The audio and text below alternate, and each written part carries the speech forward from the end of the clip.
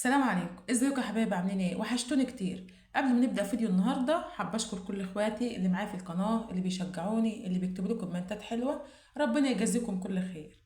فيديو النهارده انا مسمياه فيديو الخير. ليه بقى؟ يلا ندخل الفيديو ونشوف فيه ايه. بسم الله ما شاء الله. لسه يا دوب بفتح عيني عند الطيور لقيت البطه واولادها في ارضيه الاوضه.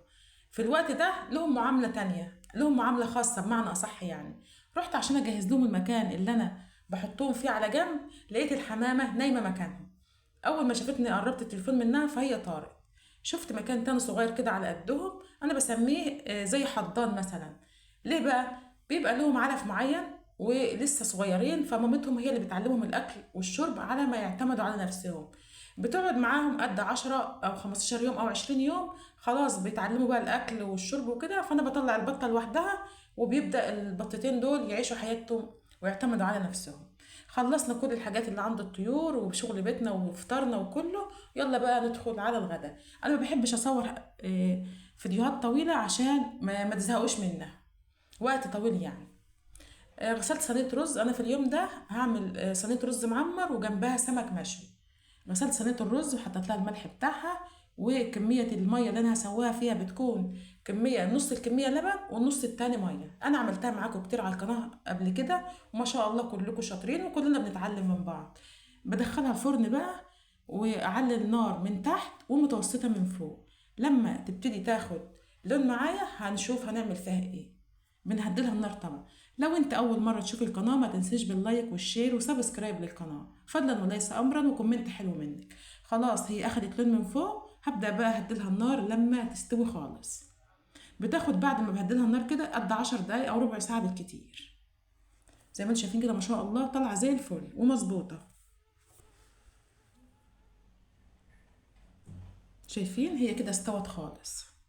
في التوقيت ده بقى على ما هي بتكمل سواها في الفرن، انا بكون بقى جهزت التشريشه بتاعت السمك او غسلت السمك جنبي. المهم ان انا بشغل نفسي. فضلا وليس امرا لايك وسبسكرايب للقناه. خلاص انا عملت التشريشه. عملتها بملح وكمون وشطه وتوم وليمون واي حاجه تانية انت حابه تحطيها دي عادي معاكي. بتديها فرمه صغيره في الخلاط او بتعملها يدوي في الهون براحتك زي ما تحبي. هنا بقى كنت غسلت السمك زي ما قلت لكم وجهزته وعملت له الكفر بتاعه اللي هو بالرده او نخالة الدقيق. القشره بتاعت القمح زي ما قلت لكم وانا كنت بطحن ومريها لكم بنفس الشكل كده. طبعا لازم النار بتاعت السمك تكون عاليه عشان السمك ما يلزقش مني في الصاجه بتاعت الفرن. بدخل السمك بقى وبيبتدي ياخد اللون بتاعه. ما تنسيش باللايك والشير وسبسكرايب للقناه وكومنت حلو منكم. انا نفسي القناه تكبر بيكم. ربنا يخليكم ويدومكم في حياتي نعمه. خلاص السمك خد لون فانا هقلبه على الوش التاني.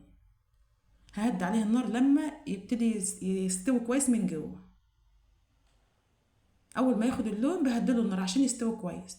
بحط عليه التشريشه بتاعته وبنقله بقى في مصفى عشان يصفي ميته منه. كل لما تحطيه في حاجة ينزل المية التشريشة بتاعته فيبقى حافظ السمكة حافظة على نفسها ما تتكسرش.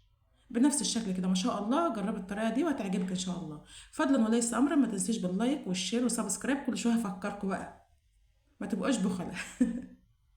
القناة مش هتكبر غير بيكم. كل ما تحط له لايك وكومنت حلو الفيديو بتدي فرصة لغيرك ان هو يشوف. ما شاء الله ده كان غدانا النهارده. ده الرز المعمر وده السمك. احنا في الوقت ده ما كناش لسه غرفنا الاكل فعشان كده ما صورتش الصينيه. حمرت بطاطس بقى والسلطه الخضراء بتاعتنا زي ما احنا متعودين وفضل ونعمه وربنا يخليك يا رب. لو وصلت معايا لغايه هنا ما تنسيش باللايك والشير والسبسكرايب للقناه. واسفه جدا على التصوير لو التصوير ما عجبكوش. انتوا عارفين التليفون بتاعي على قده.